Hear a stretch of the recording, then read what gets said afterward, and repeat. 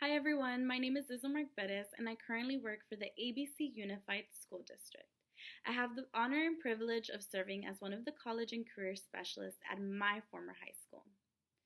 Some of my job duties include meeting with seniors to discuss post-high school plans, whether that be going to college, joining the military, or entering the workforce. Helping them fill out college as well as financial aid applications, helping students look for and apply for scholarships, internships, and job opportunities, helping students learn and explore possible college and career options, and much, much more. Ultimately, I'm here to help students grades 9 through 12 with any and all college career related questions they may have. I also organize many events as well as workshops and presentations to support our students' understanding of certain topics, such as professional development, how to create a resume, and what to expect in college, just to name a few.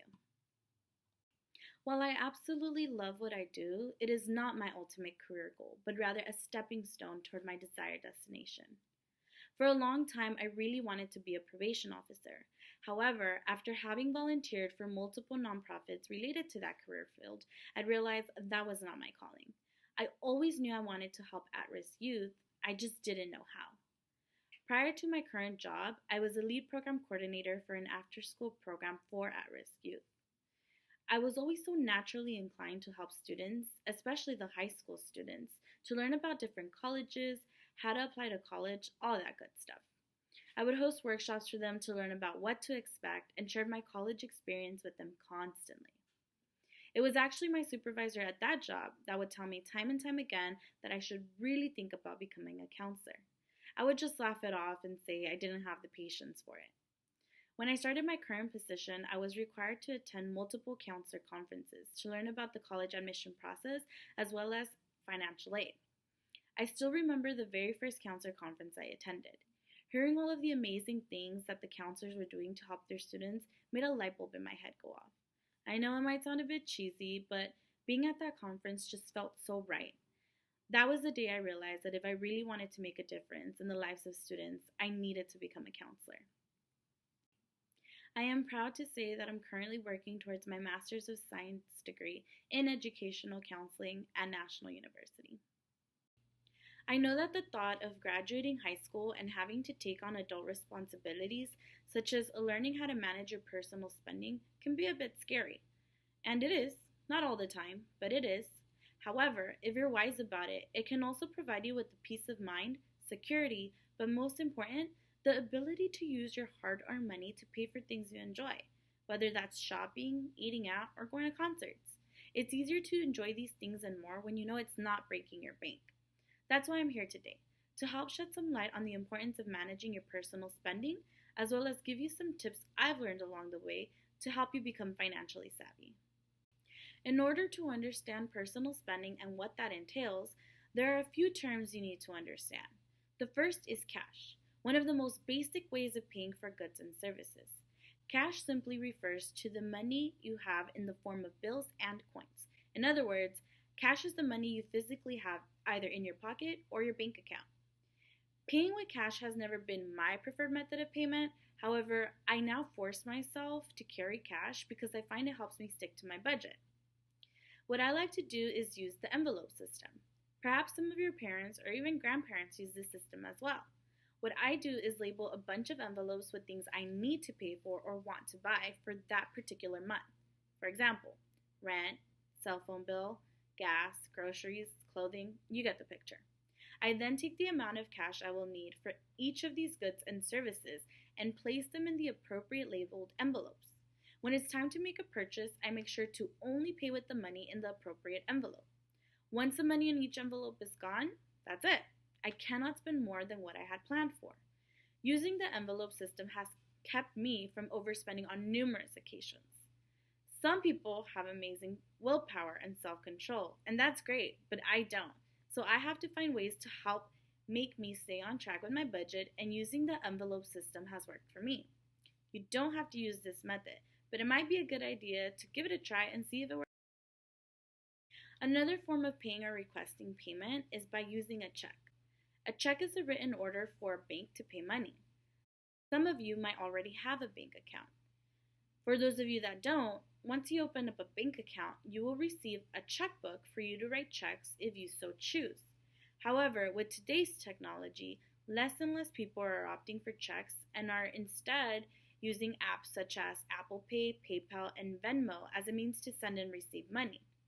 With all that being said, checks are a great way to pay for something when you do not have cash readily available. I've used checks in the past as a form of gift instead of cash. The reason I like to do this is because cash can be easily lost or stolen. And if that happens, there's not much you can do about it. It's gone forever. However, if I were to write someone, let's say my nephew, a check for $100 and he loses it or it gets stolen, all I have to do is call my bank, tell him to cancel the check, and then I can write him a new check. He will then get his money and I won't feel like I had wasted mine.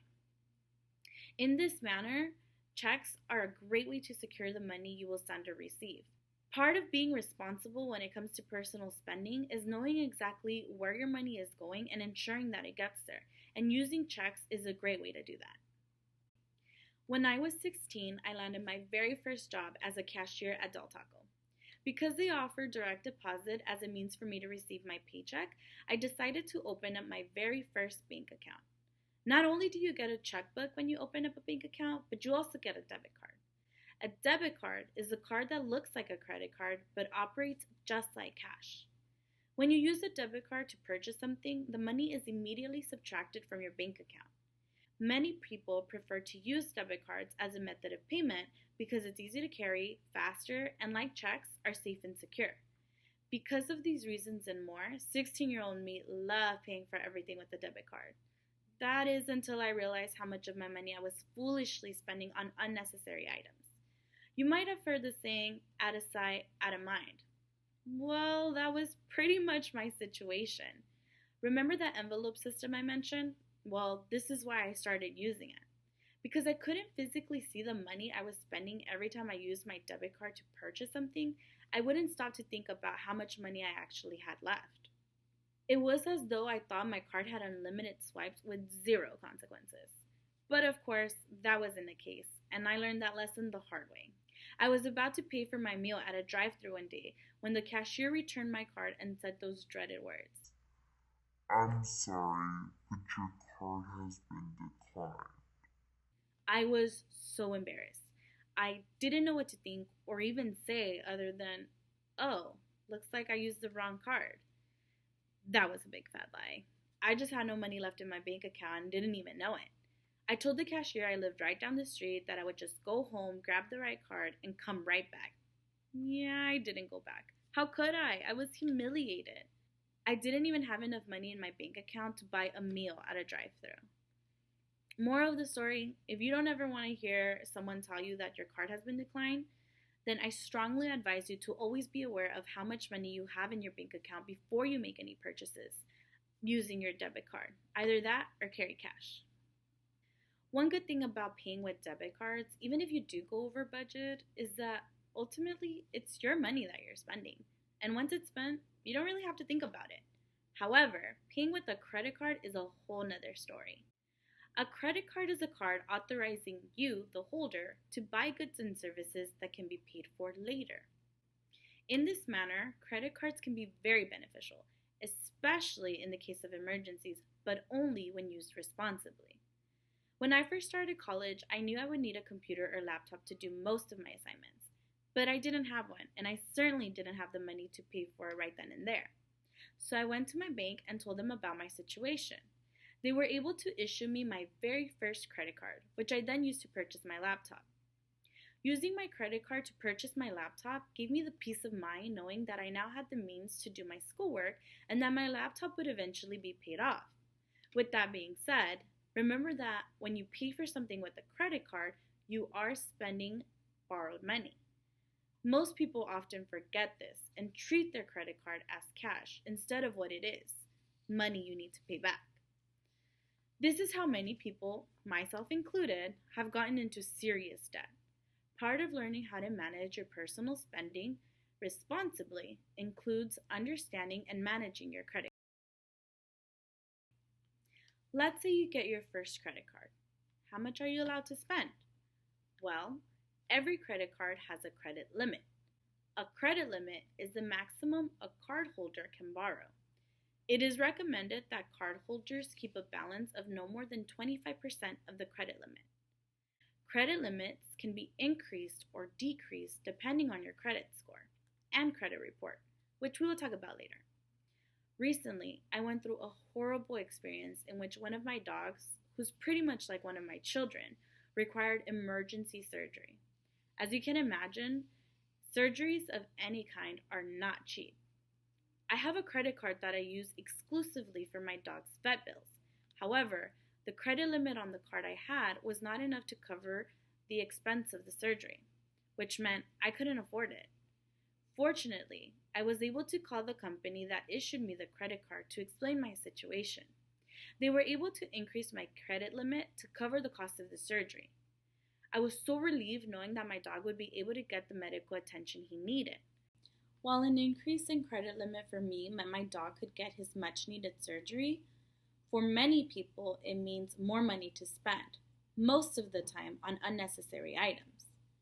While my decision to max out my credit card was a life or death decision, as tempting as it may be, and believe me, it will be, purchasing the latest iPhone, Apple Watch, or whatever else may be in at the moment never is. This is something I even struggle with to this day. However, I remind myself that it's important to manage my credit cards responsibly in order to avoid getting in debt. Like I mentioned earlier, when you make a purchase with a credit card, you're paying for those goods and services at that very moment, but you're doing it with borrowed money that you have to pay back later. When the time comes to pay the borrowed money back, you can do so by paying the full amount, partial amount, or paying only the minimum. The minimum payment due is the smallest amount that can be paid to meet loan requirement. This is usually calculated depending on a number of factors, such as amount borrowed, your income, time frame you wish to pay off the loan, etc. Having multiple options to pay back the money borrowed is very helpful, especially if you're only making so much, have multiple bills, and a few other credit cards to pay off. Many credit cards have very low minimum payments. For example, one of my credit cards has a minimum payment of $25 a month. Like credit limits, minimum payments can increase or decrease. Your minimum payment may increase if you miss one or multiple payments or fail to make a payment on time. I would be lying if I said this never happened to me before. It's super important to be aware of the minimum payment on all your credit cards, as often this is the amount many people choose to pay monthly, which is what I did when I first started using credit cards. However, many people, like myself, fail to realize that the less you pay monthly, the longer it will take you to pay off the money borrowed. Remember that laptop I purchased with my very first credit card? Well, you'd laugh if I told you how long it took me to pay it off. But that's only because I was paying the bare minimum every month. Learning how to manage your minimum payment doesn't happen overnight. It may look different for everyone, and that's okay. The important thing to remember is that understanding your minimum payments and how long it'll take you to pay back the money you borrowed is crucial in managing your personal spending. Most credit cards have an annual percentage rate, also known as APR. An APR is the amount of interest charged for your unpaid amount. Put simply, this is the cost of borrowing money from a financial institution.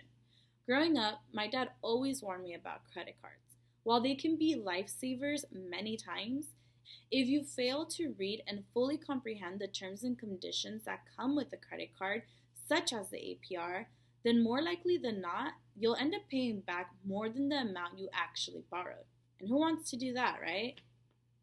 This is especially important when you are just beginning to. If you haven't already, by the time you graduate high school, you will be constantly reminded of the importance of building your credit. But what is credit?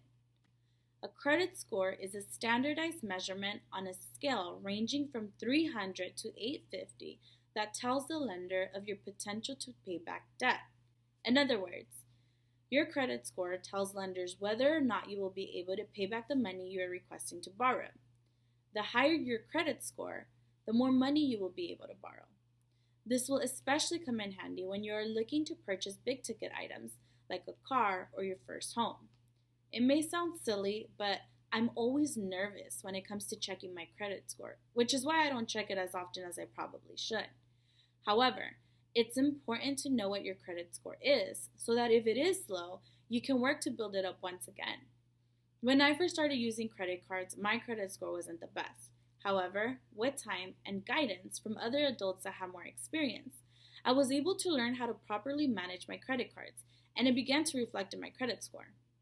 The only reason I was able to get that credit limit increase I mentioned earlier was because my credit score had risen tremendously.